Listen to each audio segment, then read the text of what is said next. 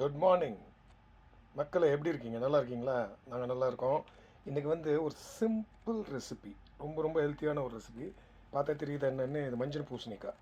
Okay, இதுக்கு தேவை மஞ்சள் பூசணிக்காய். இதுக்கப்புறம் ஒரு சின்ன ஒரு கிரில் பண்ணுறதுக்கு, பேக் பண்ணுறதுக்கு ஒரு டிஷ்ஷு. அடுத்தது ஒரு க்ரீமு, குக்கிங் க்ரீமு. அப்புறம் மொசரல்லா சீஸு. இதுதான் தேவை. இது என்ன பண்ணியிருக்கோம்னா, சீஸை போட்டு கொஞ்சம் பூண்டு போட்டு அடித்து வச்சுருக்கோம். ஓகே, இதை என்ன பண்ணுறதுன்னு பாருங்கள்.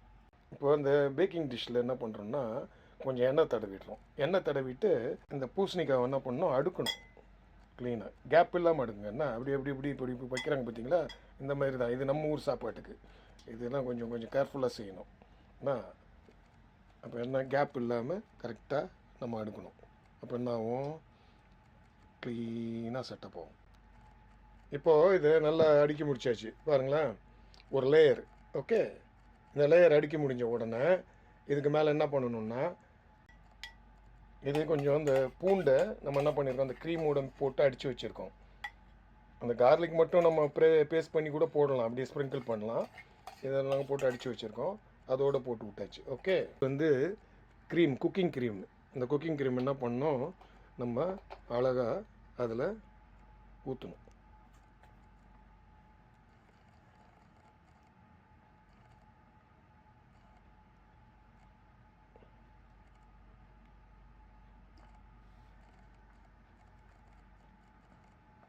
ஓகே, அடுத்தது சீஸை போடணும். என்ன, இது மொசரல்லா சீஸு. இது மேலே நம்ம ஸ்ப்ரெட் பண்ணணும்.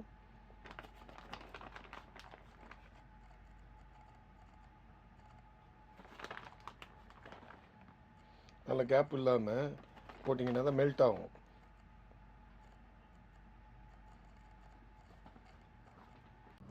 இப்போ அவனில் வச்சிடலாம். 15 நிமிஷம் அவனில் வச்சு எடுத்துருக்கோம். இது கேஸ் அவன்னு. இது இந்த மாதிரி வந்திருக்கு. ஓகே, இப்போ இதை கட் பண்ணிவிட்டு டேஸ்ட் பண்ணிப்போம்.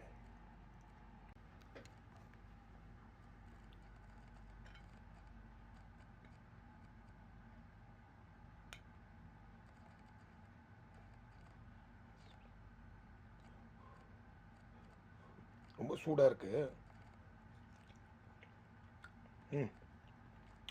சூப்பர் டேஸ்ட், நல்லா இருக்கு. நீங்களும் செஞ்சு பாருங்கள். செஞ்சு பார்த்துட்டு உங்கள் கமெண்ட்டை போடுங்க, எப்படி வந்ததுன்னு சொல்லி.